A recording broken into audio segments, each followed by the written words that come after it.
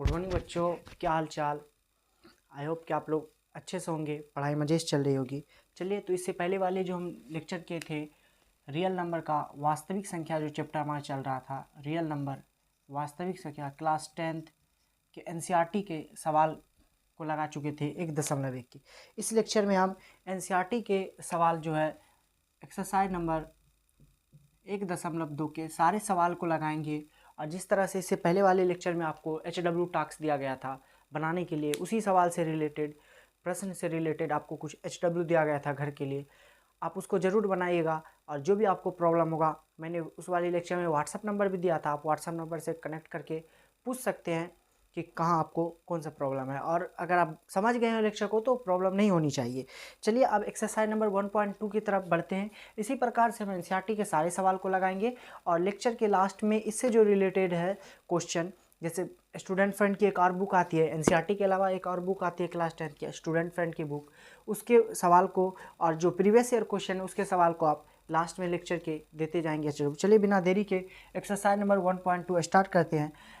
1.2 का पहला जो सवाल कहता है, देखिएगा, निम्नलिखित, आपके पास अगर बुक नहीं है एनसीईआरटी की तो आप बुक लेके बैठे और कॉपी और कलम लेके बैठे, ताकि आपको इससे समझ में आएगा, आप सवाल देखते रहिएगा, दिक्कत नहीं होगा। निम्नलिखित संख्याओं को अभाज्य गुणनखंड के गुणनफल के रूप में व्यक्त कीजिए। हमको अभाज्य गुणनखंड करना है, अभाज्य गुणनखंड। देखिए, अभाज्य गुणनखंड गुणनफल के रूप में व्यक्त कीजिए, तो कैसे करेंगे? बहुत आसान है, आपने बच्चे में पढ़े होगा एलसीएम की तरह इसको अभाज्य गुणनखंड कर देना, फैक्टर कर देना। 2 से लगाएंगे, 2 साते 14, 0 का 0 उतर गया, 2 तिया 6, यहाँ से कितना बचा? 1 बचा, 1 यहाँ चला है, 2 पंचे 10। 2 के बाद 3 से लगता है, 3 से लगने का देखिए आपको रूल बता देते हैं, 2 से कटने का रूल, 2 से विभाज्यता को जो रूल होता है, किसी भी संख्या के लास्ट में 0, 2, 4, 6, 8, किसी भी संख्या के लास्ट में 0, 2, 4, 6, 8 होगा तो अवश्य वो 2 से कटेगा। उसके बाद 3 से कटने का रूल होता है कि दी हुई संख्याओं का सम 3 से विभाज्य हो। फॉर एग्जाम्पल 3, 5 है, इनको जोड़िए, 3, 5, 8, 8 3 से कट रहा है, नहीं कट रहा तो ये पूरी संख्या 3 से नहीं कटेगी। एक देखिए,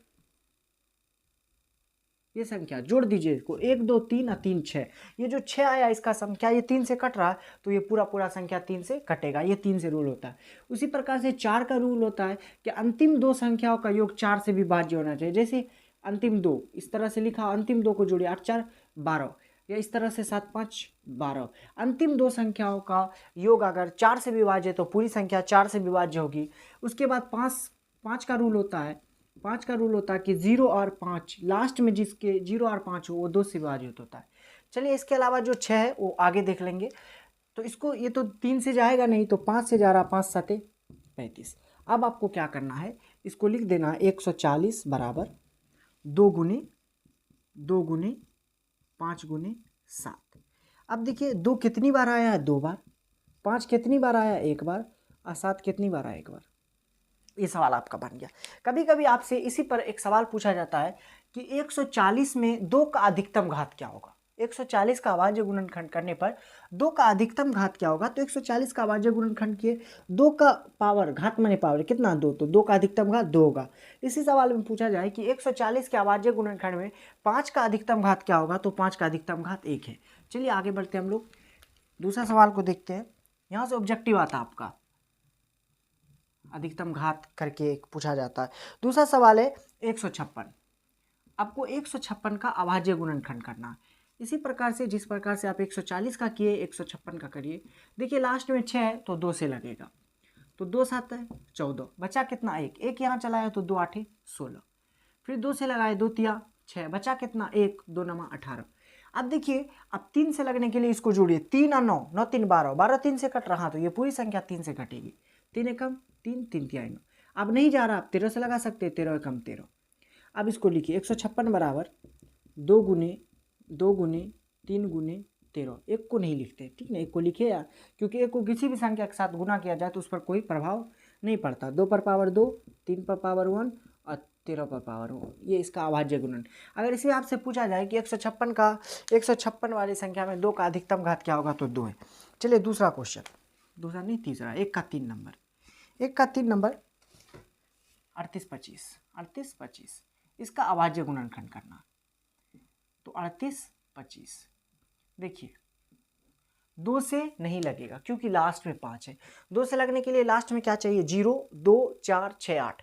जब 0 2 4 6 8 होगा तब लास्ट में अगर 0 2 4 6 8 होगा तो वो 2 से लगेगा। अब ये लास्ट में 5 है तो हम बताएं कि 3 से लगने के लिए इन सारे को सम कर दीजिए। 3 8 11 2 15 और 15 5 20। क्या ये 20 3 से कट रहा? नहीं, तो ये नहीं कटेगा। लास्ट में 5 है तो 5 से लगेगा। 5 7 35। 35 देखिए 36 7 38 3 बचा, 3 को आप यहाँ लिख दिए 32 हो गया। 5 6 के 30, 2 बचा 55 25। फिर 5 से लगेगा। 5 एकम 5, 7 में 5 लगाए 2 बचा, 2 बगल में लिख दिए 26 तो 55 25। यहाँ से एक बचा 5 दिया 15। अब देखिए किससे लगता है?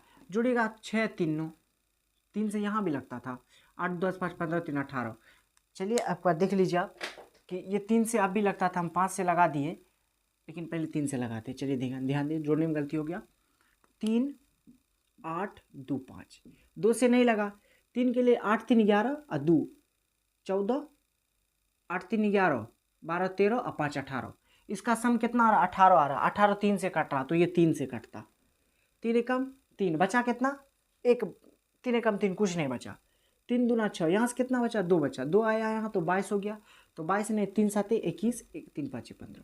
अब इसको जोड़िए 1 2 3 और 7 3 10 5 15। 15 3 से लग रहा, हाँ, तो ये पूरी संख्या 3 से लगेगी। 3 चौके 12, 3 दूना 6, यहाँ से 1 आया 3 5 15। अब देखिए 4 2 6 5 11, 11 3 से नहीं लग रहा तो पूरी संख्या लास्ट में 5 है तो 5 से लगेगा। 5 8 40 और 55 25। फिर देखिए 5 8 40 55 25। फिर 5 से लग रहा, 5 एकम 5, यहाँ से 8 में से 5 लगाया 3 बचा, क्योंकि 8 में से 5 गया 3, 3 यहाँ 35, 5 7 35, 17 एकम 17। अब इसको तोड़ दीजिए। 38 25 बराबर 3 गुना 5 गुना 5 गुना 17। तो इसको लिखिए 3 पर पावर 2, 5 पर पावर 2, 17 पर पावर 1। आपसे पूछा जाए कि 38 25 में 5 का अधिकतम घात क्या होगा, तो 5 पर पावर कितना? 2, तो 5 का अधिकतम घात 2 होगा। ऐसा इसलिए आपको बता रहे हैं कि आपको ऑब्जेक्टिव मिलेगा इस टाइप से। तो एनसीईआरटी से आप देख लिया, आगे बताते। ठीक बेटा रहे,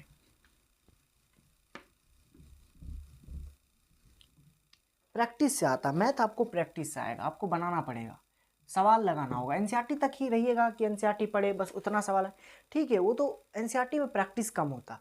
आप इससे बनाइए और प्रैक्टिस कीजिए, जो आपका क्वेश्चन बैंक गाइड दूसरी किताब उससे लगाइए आप क्वेश्चन, क्योंकि प्रैक्टिस करने से क्वेश्चन आता है। चलिए 5005 मैथ प्रैक्टिस करने से आएगा। मैथ ऐसे पढ़िए कि पढ़ा सके, एग्जाम पास करने के लिए मैथ पढ़िएगा तो फिर पास हो जाइएगा, पढ़ा नहीं सकते।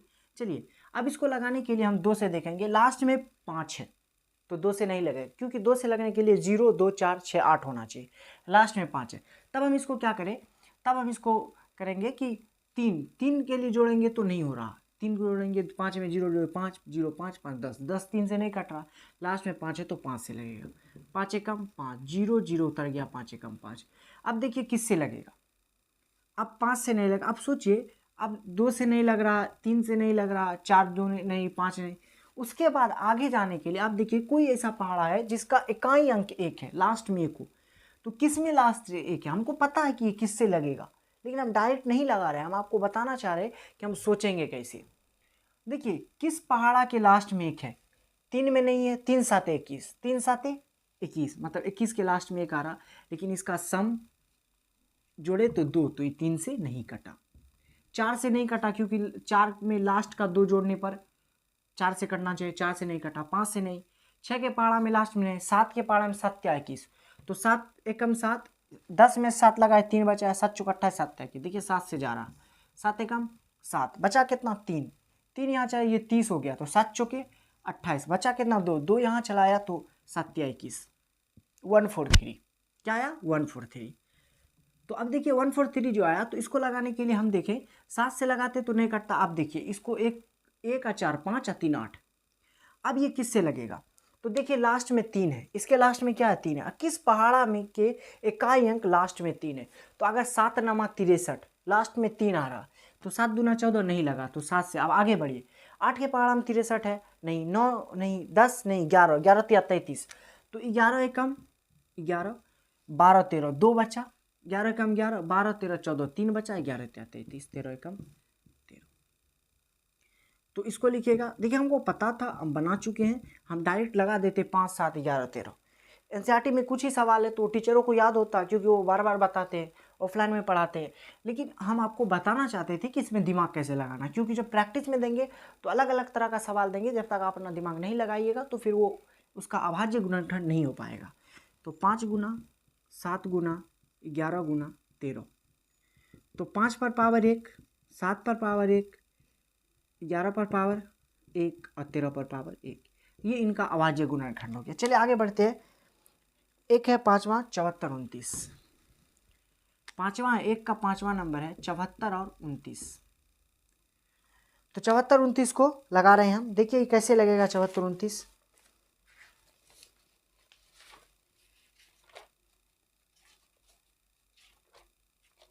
एक मिनट सवाल देख लेते सही लिखे या नहीं। 74, 29 के बारे में कहाँ चला गया बे? 74, 29। देखिए 74, 29 को लगाएंगे हम। 74, 29। अब देखेंगे कि लास्ट में 9 है, 2 से नहीं लगेगा। 3 से लगाइएगा तो 3 लास्ट में 9 है, तो इसको जोड़िए। 7, 4, 11, 12, 13 और 13, 9 कितना? 9, 3, 12, 22 नहीं लगा। 9, 2, 11, 4 से नहीं लगा। 5 के पहाड़ा में कहीं इकाई अंक 9 नहीं लगा। 6 के पहाड़ा में कहीं इकाई अंक 9 नहीं है। 7 ही 7 ही 49 है, 7 से ट्राई कीजिए। 7 एकम 7, 7 6 42, 9 बचा नहीं लगा। 8 के पहाड़ा में भी 9 कहीं पास नहीं है। 11 के पहाड़ा में 9 है, तो 11 छक्के लगाइएगा तो ये 11 से नहीं लगेगा। ये सीधा जा रहा है 17 से। किससे जाएगा? तो ये जाएगा 17 से। 17 7 119। अब क्यों है? ये एक सवाल है जिसको आप देखिएगा, आप शुरू से लगाइएगा 2 ट्राई, जिस तरह हम बताए कि लास्ट में 0, इस तरह से ट्राई करते जाएगा तो ये सवाल 17 से लगेगा। तो अब इसमें टाइम नहीं है जो आपको मैं इतना बता सकता हूँ, लेक्चर लंबा हो जाएगा। ठीक है, तो 17 17, 17 34, 17 17 68, 17 5 85, तो ज़्यादा हो गया तो 17 चौके 68। 74 में से कितना घटा दिया? 68। 14 में से 8 गया 6, 6 यहाँ आ गया तो ये 62 हो गया। तो 17 का पहाड़ा में 62 है। 17 17, 17 34, 17 51, 17 तिया 51, 51, तो 17 तिया 51। अब 62 में से 51 घटा दिए, 2 में से गया 1, 1 11, 17 7 119। अब जब इसको लगाइएगा तो आपका ये जो है ना 17 के बाद आप ये करें 19 नमा 19 से लगाएगा तो 19 के पहाड़ा में आता है 19 नमा 117। चलिए 19 का 19, 19 2 38, 19 3 57, 19 का 19 38, 19 3 57, ज़्यादा हो गया तो 19 दूना 38। तो 43 में से क्या करिए आप? 38 को घटा दीजिए। 13 में से 8 गया 8 5 13, 5 बचा, तो 5 आया कितना हो गया? 57। तो 19 का 19 38, 19 3 57, 23 से कम 23। तो ये सबका अलग अलग था। तो अब इसका जब लिखिएगा 74 29 का, तो आपका क्या आएगा? 17 गुना 19 गुना 23। इसमें थोड़ा दिमाग लगाना पड़ता है क्योंकि ये बड़ा वाला है, तो इसमें शुरू से आपको सोचते हुए आते जाना, फिर एक समय 19 मिलेगा। 19 के बाद आपको बड़ा सोचना, आप पीछे नहीं जाना। आप 19 आया ना, 17 से लगाए तो 17 से पीछे नहीं सोचना, अब आगे सोचिए।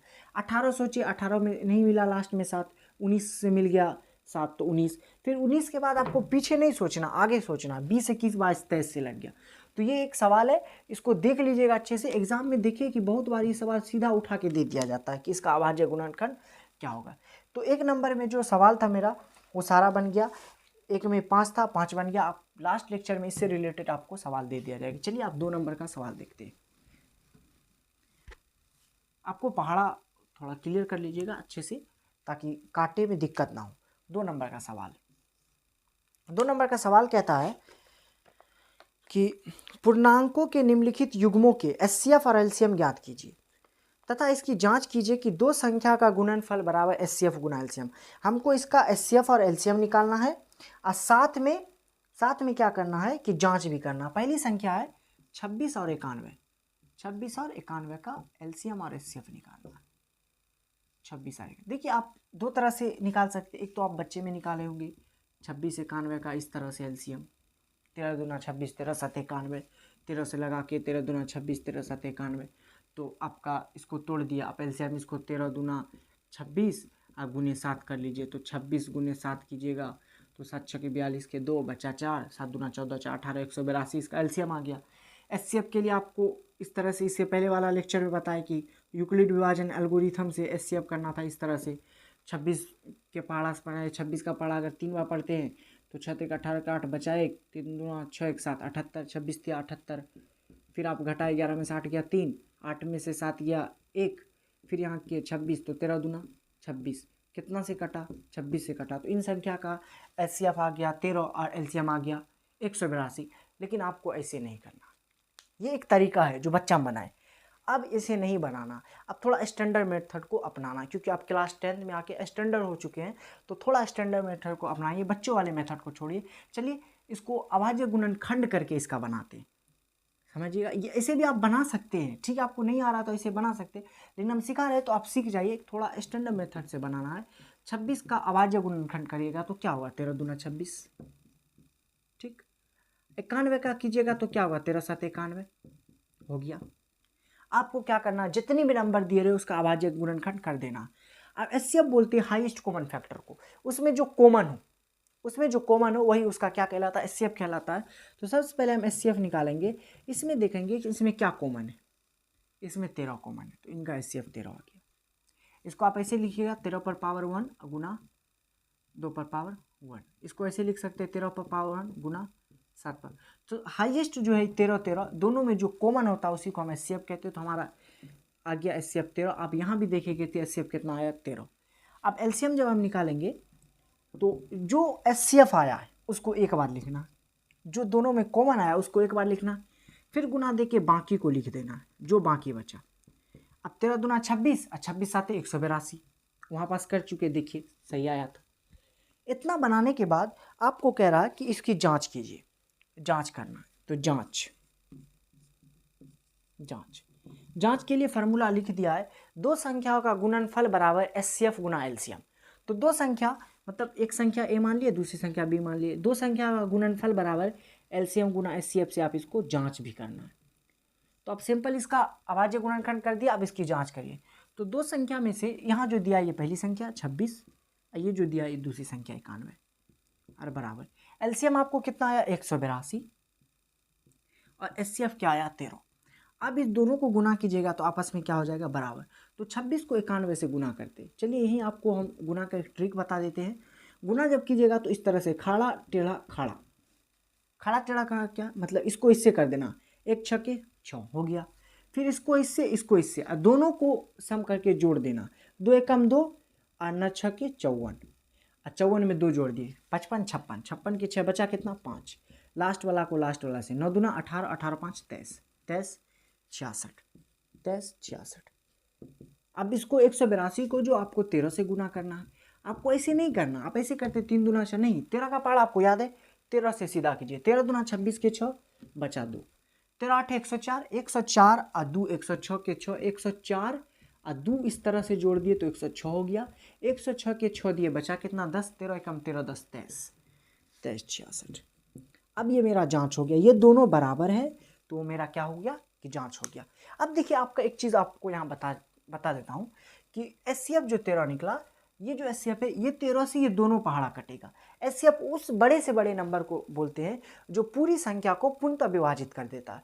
तो ये 13 है, 13 से आप काटिएगा 26 को 2 बार में, 13 26, 13 से काटेगा 7 बार, 13 7 91।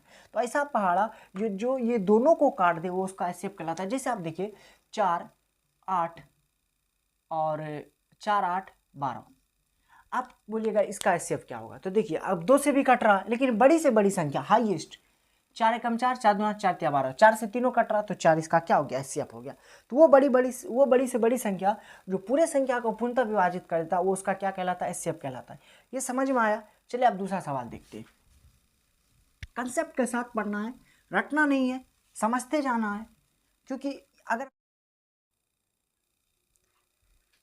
तो चलिए दोस्तों अब हम आगे शुरू करते हैं इसको। अब जो 2 का दूसरा क्वेश्चन है 510 और 92 का, हमको क्या करना है कि एचसीएफ निकालना है और इसका जांच करना है, जिसे ये वाले क्वेश्चन को किए थे। तो इसी तरह से हम 510 का अभाज्य गुणनखंड करेंगे, मतलब फैक्टर करेंगे। तो 510 को ऐसे फैक्टर करना है, 2 से किए तो 2 दूनी 4, यहाँ से कितना बचा 1 बचा, 1 यहाँ चला है तो 11 हो गया, तो 11 है तो 2 पंजे 10, यहाँ से 1 बचा 2 पंजे 255, फिर दो, अब देखिए 255 है तो 2 से नहीं लगेगा, क्योंकि हमको पता है कि लगने के 2 से लगने के लिए लास्ट में कितना होना चाहिए, 0 2 4 6 8 होना चाहिए। यहाँ 5 है तो इसका सम कीजिए, 2 5 7 5 12, 12 आ रहा है तो 3 से लग रहा है, 3 8 है 24, यहाँ से एक बचा, 3 5 15। अब देखिए 8 5 13 नहीं लग रहा तो 5 से लगेगा, तो 5 एकम 5, अब 5 यहाँ से 5, 3 बचा, 5 7 35, 17 5 85। तो देखिए क्या आ गया, 2 गुना 3 गुना 5 गुना 17। इसी प्रकार हम 92 का जो है इसको भी अभाज्य गुणनखंड कर देंगे। तो किस प्रकार से करेंगे, 92 को 92 को इस तरह से 2 से लगाए, 2 चौके 8, यहाँ से एक कैरी गया, 2 छके 12, फिर यहाँ से लगाए 2 दूनी 4, 2 तिया 6, तो इसका क्या हो गया, 2 गुना 23। अब एचसीएफ के लिए क्या करेंगे कि इसके अंदर देखेंगे कि क्या कॉमन है, जो कॉमन होगा वो इसका एचसीएफ होगा। तो ये देखिए कॉमन निकाले, ये 2 कॉमन निकला, अब कोई कॉमन है नहीं है, तो इसका एचसीएफ क्या हो गया, 2 हो गया, एचसीएफ 2 हो गया। उसके बाद हमें कहा गया कि आप इसका एलसीएम भी ज्ञात कीजिए। क्या बोला गया, एचसीएफ और एलसीएम ज्ञात कीजिए। चलिए एलसीएम के लिए आपको एक चीज़ बताते हैं। एलसीएम के लिए हम तो ऐसे किए एक तरीका कि जो कॉमन था उसको एक बार लिए, बाकी सबको गुना कर दिए, 3 गुना 5 गुना 17, क्या किए 2 लिए, 3 5 17, फिर जो बचा 2 गुना 23। अब देखिए इसको गुना कीजिए, 2 तिया 6, 6 पंचे 30, 30 दूना 60, और 60 को 17 से कर दिए, तो 0 को छोड़ दिए, 17 छके 102, 102 किए। अब ये जो 0 बचा इसको बगल में लगा दिए, फिर इसको 23 से गुना करेंगे। आपको 23 का पाड़ा याद है, 23 का पाड़ा 0 पढ़ेंगे 0, बचा कितना 2, 23 का पाड़ा 0 पड़े 0, कुछ नहीं बचा, सॉरी 23 दूना 46 के 6 बचा 4, फिर 23 का पाड़ा 0 पड़े 0, 0 में 4 दे दिए 4, और 23 से कम 23, तो एलसीएम कितना आ गया, 23 460, ये आ गया। अब इसको जांच करना, तो जांच करने के लिए दो संख्या का गुणनफल, अब इसका जांच करेंगे, तो जांच जब करेंगे तो जांच क्या है, दो संख्या का गुणनफल बराबर एलसीएम गुने एचसीएफ, एलसीएम गुने एचसीएफ। तो दो संख्या मेरा क्या दिया है, 510 और 92, और बराबर एलसीएम कितना आया 2, एचसीएफ कितना है 23 460। अब 510 को 92 से गुना कीजिएगा, 510 को 92 से गुना कीजिएगा। देखिए अगर लास्ट में 0 आए तो उसको छोड़ दीजिए, 0 को हटा दीजिए। 510 को 92, ट्रिक बताए थे इस तरह से, पहले सीधा फिर टेढ़ा फिर सीधा, तो 2 एकम 2, फिर इसको इससे कर देने एकम 9, फिर इसको इसके 5 दूना 10, 10 9 19, 19 के 9 बचा 1, 9 5 45 1 46। अब जो 0 को हम हटाए थे उसको बगल में लगा दिए, तो कितना हो गया मेरा 46 920। अब फिर इसको इससे गुना, 2 का पाड़ा 0 पढ़ेंगे 0, 2 छः के 12 के 2 बचा 1, 2 चौका 8 1 9, 2 तिया 6 और 2 दूनी 4, 46 920, ये मेरा जांच हो गया।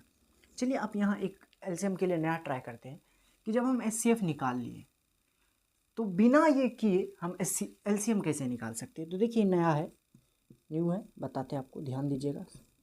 ये तरीका है एलसीएम निकालने का, आपको बता देते हैं। एलसीएम निकालने के लिए हम क्या करेंगे कि जो दो संख्या दिया हुआ है उन दोनों को आपस में मल्टीपल कर देंगे। अब मेरा जो एचसीएफ निकला उससे भाग लगा देंगे। ये एलसीएम का एक नया तरीका देखिएगा। 2 एकम 2, 2 चौका 8, 2 छके 12। अब 51 को 46 से, 51 को 46 से गुना कीजिए, कितना आता है, 51 को 46 से, ट्राई कर रहे हो, 6 एकम 6 और 6 पंजे 30 और 4 एकम 4, 30 4 34, 34 के 4 बचा 6, 5 के 20 अच्छे 26, 26 41, 26 41 नहीं आ रहा, सॉरी 26 41,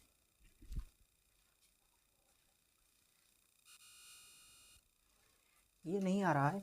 तो देखिए इसको गुना ठीक किया, एक बार गुना चेक कर लेते हैं क्या, कि नया तरीका आपको बता रहे हैं कि एलसीएम निकालने के लिए, कि जब हम एचसीएफ निकाल लेंगे तो फिर एलसीएम कैसे निकालेंगे, कि जो दो संख्या दे उसको गुना करके एचसीएफ से भाग दे देंगे। तो एक बार गुना कीजिए, आपको 51 और 46 को एक बार फिर से गुना करते हैं, 6 एकम 6 और 6 पंचे 30 और 4 एकम 4, 30 4 34 के 4 बचा 3, 5 को 20 3 23, 23 कितना आ गया 23 46, और ये 0 यहाँ लगा दिया, देखिए 23 460, 23 460 आ गया। तो एलसीएम निकालने का एक और ये तरीका है कि जब दो संख्याओं का एचसीएफ और एलसीएम निकाल, सबसे पहले आप एचसीएफ निकाल दीजिए। एचसीएफ करने के बाद अगर आपको इतना गुना करने में नहीं हो रहा तो आप डायरेक्ट ये तरीका लगाइए कि एलसीएम का फार्मूला हो गया जो दो संख्याओं का गुणनफल बटे एचसीएफ, बटे जो एचसीएफ निकला उसको भाग लगा दीजिए, आपको क्या आ जाएगा, एलसीएम आ जाएगा। तो ये आप नया तरीका था, आप ऐसे भी बना सकते, ऐसे भी बना सकते। चलिए अब आगे देखते हैं, समझ में आया हो आपको? चलिए ध्यान दीजिए।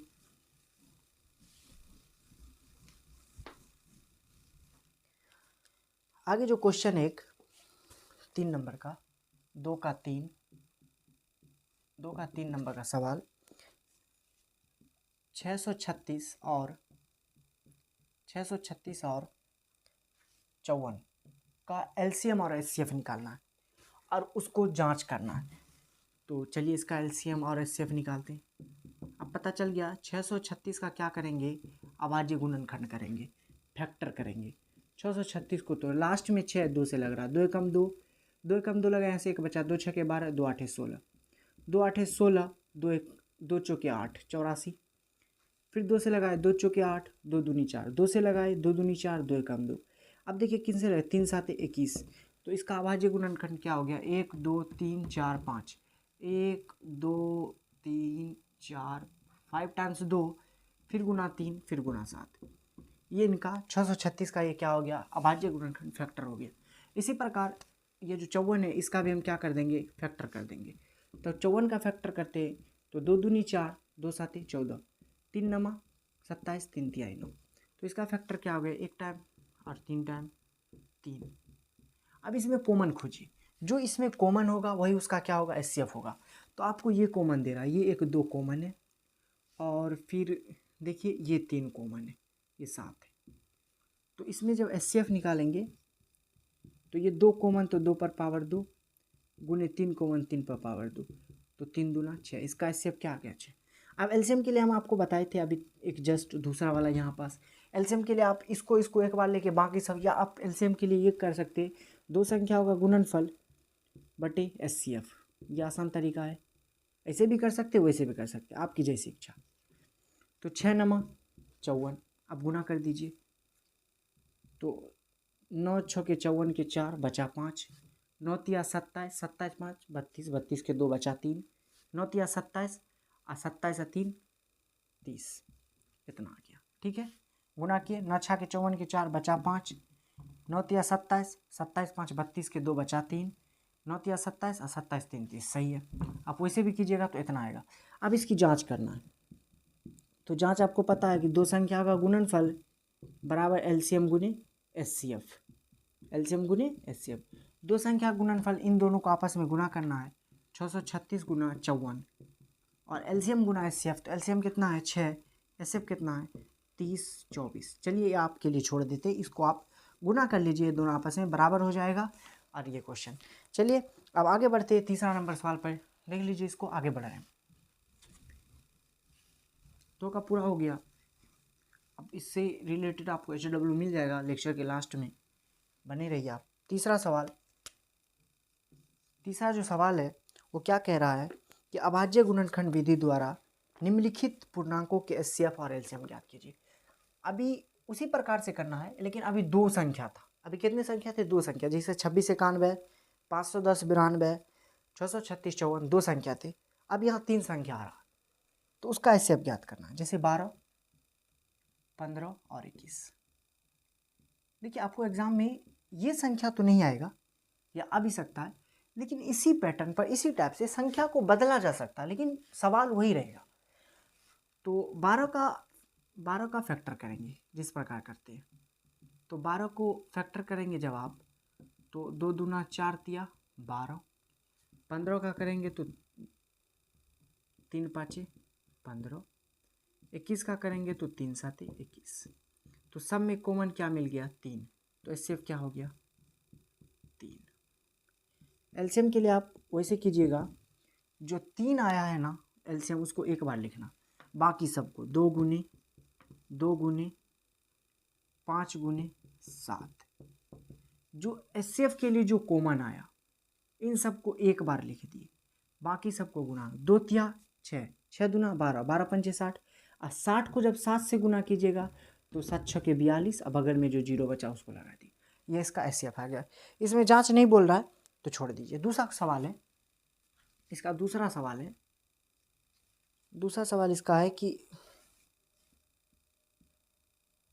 17 और 17 23 और 29, 17 23 और 29 का एचसीएफ और एलसीएम ज्ञात कीजिए। 17 23 और 29 का एलसीएम और एचसीएफ ज्ञात कीजिए। सबसे पहले हम इसका फैक्टर करेंगे। 17 का करेंगे तो 17 एकम 17, 23 का करेंगे तो 23 एकम 23, 29 का करेंगे तो 29 एकम 29। इन सब में क्या कॉमन है? एक। तो इनका एचसीएफ क्या हो गया? एक। अब एलसीएम के लिए आप क्या कीजिएगा? एलसीएम के लिए 17 23 17 23 और 29 को आपस में गुना करना है। तो देखिए 17 को 23 से करते हैं पहले। तो 17 का पढ़ा याद है, 17 तिया 51 के 1 बचा 5, 17 दूना 34 और 34 5 कितना हो गया? 39, इतना आ गया। फिर इसको 29 से गुना कर दिए। 9 एकम 9, 9 नमा 81 के 1 बचा 8, 9 तिया 27 और 27 8 7 15 35, 1 दूनी 2, 2 नमा 18 का 8 बचा 1, 2 तिया 6 1 7, 9 3 8 5 13 3 बचा 1, 7 3 11 11 339। इस तरह से आप इसको गुना कर दीजिएगा। चलिए आगे बढ़ते हैं। 8 9 25। इसी प्रकार 3 का तीसरा सवाल है 8 9 25, 8 9 और 25, 8 9 और 25 का एलसीएम एवं एचसीएफ ज्ञात कीजिए अभाज्य गुणनखंड विधि द्वारा।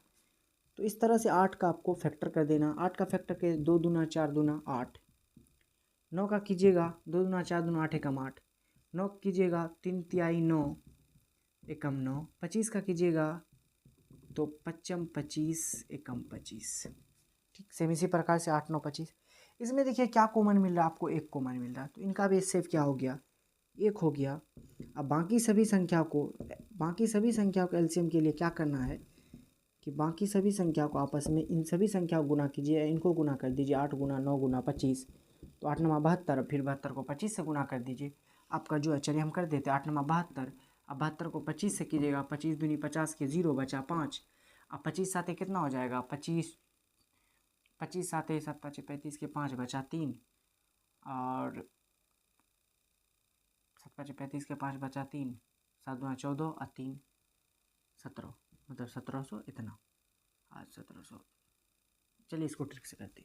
25 का पारा 25 दूना 5 दूना 10 के 0 बचा 1, 7 5 35 और 2 दूना 4, तो 35 4 39, 41 के 0 बचा 4, 7 दूना 14 4 18, 1800 आ गया। ठीक, आप कर सकते हैं इस तरह। समय को बचाना है, गुना के लिए ट्रिक सीखिए। आपको यूट्यूब पे बहुत सारे ट्रिक मौजूद है, या फिर हम एक न्यू सेशन बना लेंगे जिसमें गुना करने का अलग अलग ट्रिक होगा, जिससे आपको आसान होगा।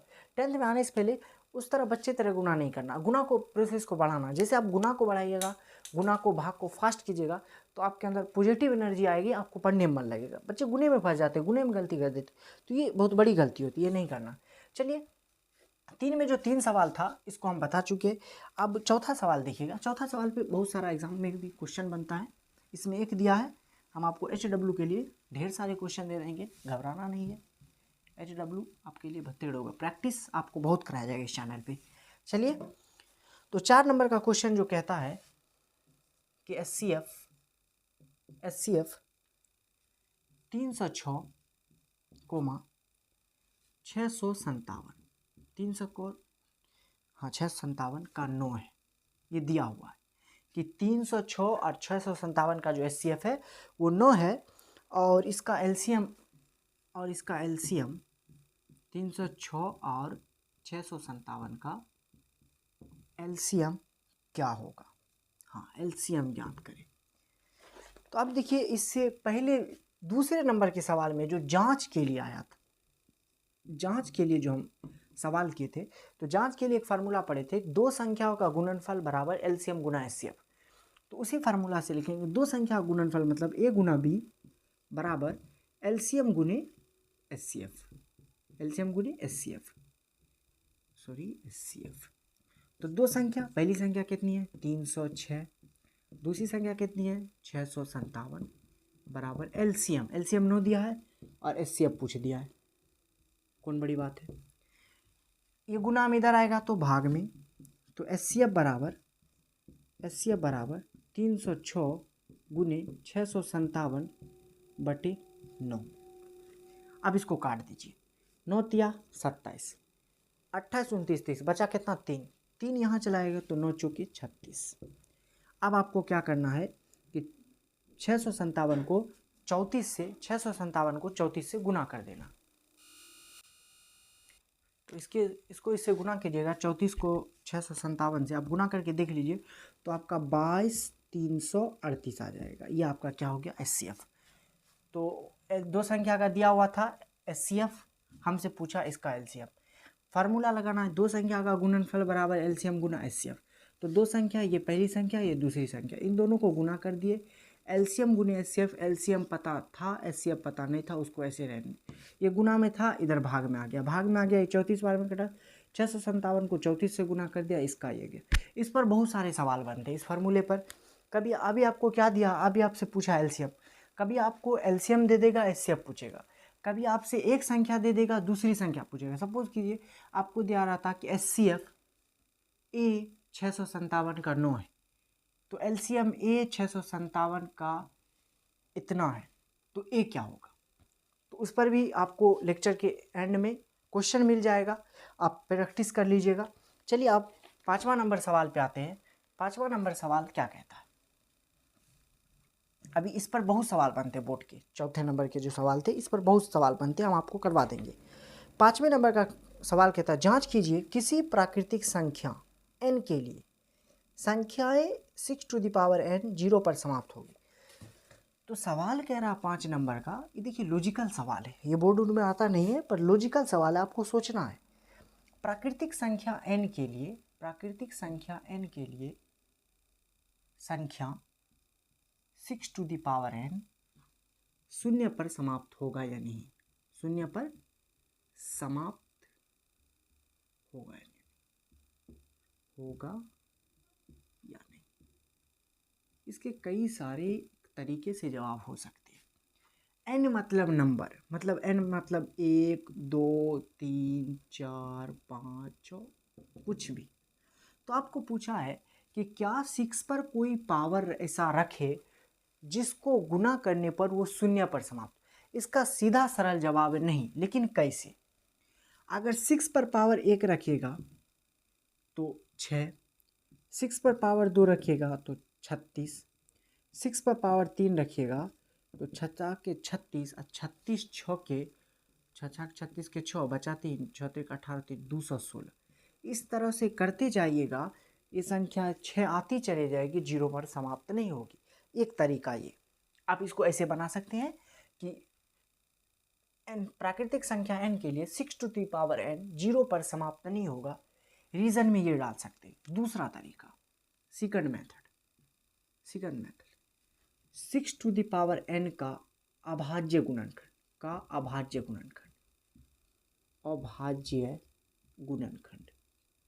गुणनखंड क्या होगा, 2 गुने 3 पर पावर n, मतलब इसको हम लिख सकते हैं 2n गुने 3n।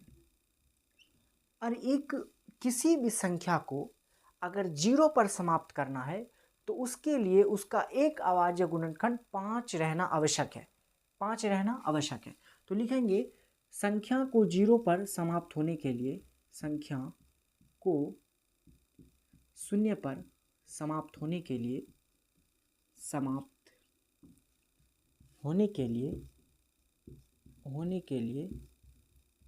एक गुणनखंड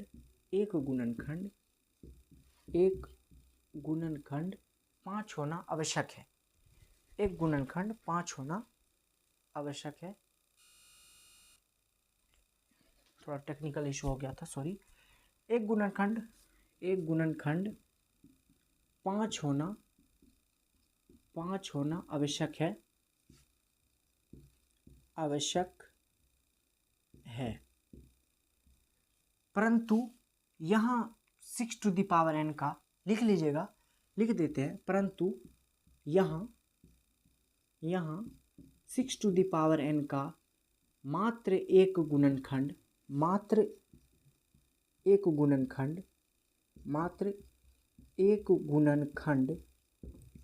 2 to the power n and 3 to the power n है, अर्थात 6 टू द पावर n 0 पर समाप्त नहीं होगा। ये भी एक तरीका, आपको ये आसान लगे तो ऐसे बना दीजिए, आपको ये आसान लगे ऐसे बनाए। ये लॉजिकल सवाल है, बोर्ड में अब तक नहीं आया है और नहीं आएगा। चलिए समझ में आया होगा आपको, एक बार और बता देते हैं। 6 टू द पावर n मतलब कि 6 पर कोई ऐसा पावर, 6 पर कोई ऐसा मान जो पूरे संख्या को 0 पर समाप्त कर दे। अगर n का कोई ऐसा प्राकृतिक मान रखे जो इसको गुणनखंड करने पर 0, तो 6 पर पावर आप कुछ भी रखिएगा तो ये 0 पर समाप्त नहीं होगा। इसको गुणनखंड कीजिएगा 2 3, तो वैसी संख्या जिस पर पावर जिसके एक अभाज्य गुणनखंड कम से कम 2 हो, तो वो कम से कम 5 हो, एक अभाज्य गुणनखंड 5 हो तो वो संख्या 0 पर समाप्त होगी। इसमें नहीं, इस पर आपको 2-3 सवाल दे दिया जाएगा ताकि आप अपना लॉजिक लगाए, थोड़ा ग्रो करें अपने दिमाग को। चलिए 6ठा नंबर सवाल,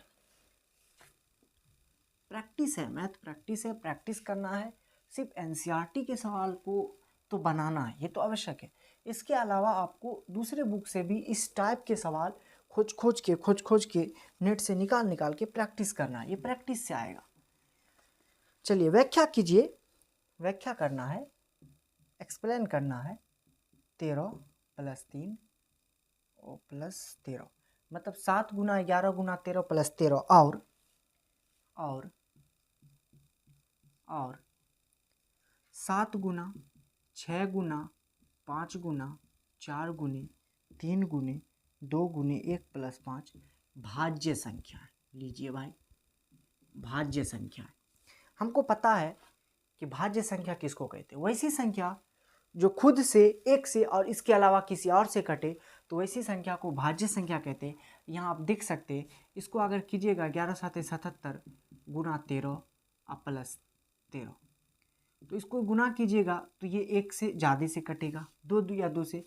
इसको भी गुना कीजिएगा तो देखिए इसको लिख सकते हैं 7 गुने 2 गुने 3, 5 को ऐसे रहने, इसको 2 गुने 2, 3 को ऐसे रहने दीजिए, 2 को ऐसे रहने दीजिए, 1 +5, तो 7 तो अकेला हो गया। 2 कितनी बार हो गया, 1 2 3 4, 2 पर पावर 4 लगा दिए। 5 कितनी बार हो गया, एक बार, 5 पर पावर 1 लगा दिए। 3 कितनी बार हो गया, एक बार लगा दिए। 3 2 बार, 5 भी एक बार, 3 2 बार, गुने 1 + 5। तो इसमें भी देख लीजिए कितना ज़्यादा ये संख्या जो उसका फैक्टर होगा। सपोज कीजिए समझाने के लिए दूसरा एग्जांपल 20, तो 2 दूना 4 पंचे 20। इसका मतलब ये जो 20 है ना, ये 2 से भी कट रहा, 5 से भी कट रहा, तो जिस संख्या का जितना अभाज्य गुणनखंड होगा वो संख्या उतना से कटेगा।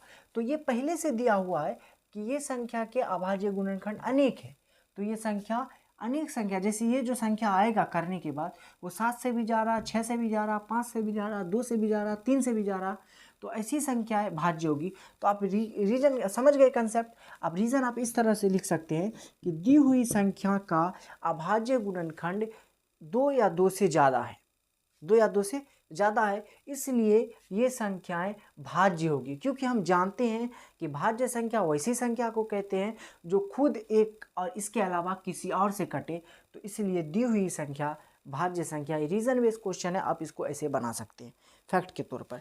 चलिए 7वां नंबर का सवाल कहता है किसी खेल के मैदान के चारों ओर एक वृत्ताकार पथ है। एक खेल का मैदान है जिसके चारों ओर एक वृत्ताकार पथ है, वृत्त है। इस मैदान का एक चक्कर लगाने में सोनिया को 18 मिनट लगते हैं। एक सोनिया नाम की लड़की है जिसको इस चक्कर को लगाने में 18 मिनट लगते हैं, जबकि इसी मैदान का एक चक्कर लगाने में रवि को 12 मिनट लगते हैं। रवि नाम का लड़का है जिसको 12 मिनट लगते हैं इसको चक्कर लगाने में। मान लीजिए दोनों एक ही स्थान पर एक ही समय पर चलना प्रारंभ करते हैं। मतलब मान लीजिए यहाँ से सोनू भी चल रहा है, क्या नाम था इसका, हाँ जो भी हो, सोनिया भी चल रही है और रवि भी चल रही है। यहाँ से सोनिया भी इस तरफ चल रही है और रवि भी इस तरफ चल रहा है। कितने समय के बाद, प्रारंभिक कितना टाइम के बाद ये दोनों वापस इसी स्थान पर आ जाएंगे। तो इसके लिए आपको क्या करना है कि 18 और 12 का एलसीएम निकाल देना, 12 का एलसीएम निकाल देना, ऐसी संख्याओं के लिए एलसीएम निकाल देना। तो चलिए 18 और 12 का हम एलसीएम निकालते हैं। इस तरह से करेंगे, 2 नमा 18, 2 छके 12, फिर 3 से लगा, 3 तिहाई 9, 3 दूना 6, तो 2 तिया 6 त्रिकठा 2 36, 36 मिनट। तो लिखेंगे कि सोनिया और रवि उसी स्थान पर पुनः 36 मिनट के बाद पहुंच जाएंगे। तो ये जो 1.2 का सारा जो सवाल था, 1.2 में 7 तक सवाल थे, जिसमें से 5-6 थोड़ा लॉजिक वाला सवाल था जिसको हम लॉजिक बेस पर बनाए। अब आपको HW इस चैप्टर से रिलेटेड जितने टाइप के क्वेश्चन के, इसके लिए आपको बोर्ड पर HW दिया जा रहा है। देखिए आपके बोर्ड पर क्वेश्चन आ चुका है कि हम जो एक्सरसाइज 1.2 पढ़े इसी टॉपिक पे ये सवाल है। आप स्क्रीनशॉट ले सकते हैं इसको बना के लाना। पहली संख्या है, निम्नलिखित संख्याओं का अभाज्य गुणनखंड के गुणनफल के रूप में व्यक्त कीजिए, जिस तरह से किए थे। उसके बाद 23,750 में 5 का अधिकतम घात, अभाज्य गुणनखंड विधि करके पावर लगाएगा, देखिएगा कि 5 पर कितना पावर है, वही इनका आंसर होगा। इसी प्रकार ये अभाज्य गुणनखंड विधि द्वारा निम्नलिखित पूर्णांकों का HCF और LCM निकालना है। 2 भी डाल दिए और 3 वाला भी डाल दिए। और इसमें जो NCERT के जो चौथा नंबर सवाल किए थे कि HCF दिया था इतना, LCM ज्ञात कीजिए। 2 संख्या का HCF दिया है तो LCM निकालिए। उसी पर बना कि 2 संख्या का LCM इतना दिया है तो HCF बताइए। इसी पर तीसरा LCM दिया है 672, HCF दिया 24। पहली संख्या मतलब 96 तो दूसरी संख्या बताइए। उसी वाले फार्मूला पे 2 संख्या का गुणनफल बराबर LCM गुना HCF पर ये तीनों सवाल बन जाएगा। तो आप स्क्रीनशॉट ले लीजिए। और देखने के लिए थैंक यू वेरी मच। चलिए आप हम नेक्स्ट लेक्चर में NCERT का जो 1.3 है उसको लेकर मिलते हैं। चलिए थैंक यू वेरी मच, धन्यवाद।